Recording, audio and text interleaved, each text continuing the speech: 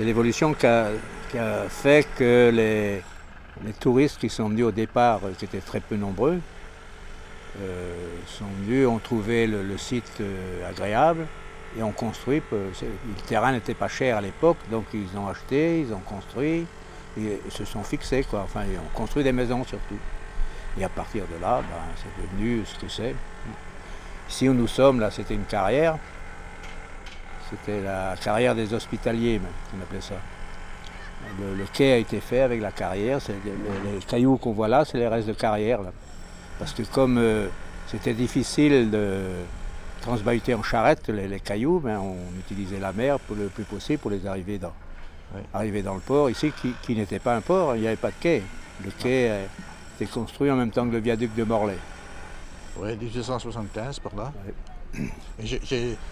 J'ai récupéré un document qui représente un dessin de Lautirec ici, à cet endroit-là, de 1859. 1859. Évidemment, il n'y avait pas le quai. Et à l'emplacement de l'hôtel L'Armorique, là, il y avait des murs et une porte cochère, comme on dirait maintenant, qui permettait d'accéder aux écuries, et où M. de Mauduit, qui était la notabilité du coin et qui habitait le château de Tardadiou, à ce point-là, il venait à la messe ici, donc mettait les voitures charrettes, 1859. Ah, vous parliez qu'il n'y avait pas de quai, mais est-ce qu'il y avait des pêcheurs? Il y avait des pêcheurs, mais sans quai, quoi. Oui. On voit sur le document, on voit des bateaux au Mais voyage. mais je dis longtemps avant, puisque les cailloux ici étails exportés de l'Auquirec aussi, et ils venaient avec des dandies, c'était des goélettes ou des dandies chargés des cailloux ici à l'Auquirec essentiellement, et autrement c'était du blé à Toulahéry, mais ici c'était des cailloux.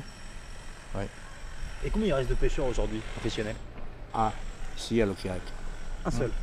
Un seul actuellement, oui. D'accord. Et avant, il y en avait une vingtaine, une trentaine. Mais attention, quand on entend pêcheurs professionnels, la plupart c'était des retraités sur la marine marchande ou de la Royale qui pêchaient. Mais alors, ils pêchaient, quand ils avaient leur cajot de poissons, c'était terminé. Parce que comme ils vendaient leur pêche, ils ne pêchaient que ce qu'ils pouvaient vendre. Donc, avec un cajot de poissons, c'était fini. Ouais, il y a eu beaucoup de sardines dans la baie ici, et d'autres espèces, du thon rouge aussi, on a pêché du thon rouge ici, devant le Clémo, là. Tout ça, c'est parti. C'est-à-dire que le thon rouge venait manger la sardine, et le thon rouge, c'est juste après la guerre avec Baodaï qui est venu à Tréberdin pêcher le thon rouge avec les Américains. C'est la première fois que je voyais des bateaux, des vedettes avec des grosses cannes à l'arrière pour pêcher le thon rouge, qu'ils exposaient après à Tréberdin. Il n'y a plus ça? Ah bah non, c'est terminé avec la sardine. Quand la sardine a disparu, le thon rouge a disparu, il n'y a plus rien à manger. Donc... Et pourquoi la sardine a disparu? C'est une question de température d'eau, je suppose. Et peut-être aussi de nature de plancton.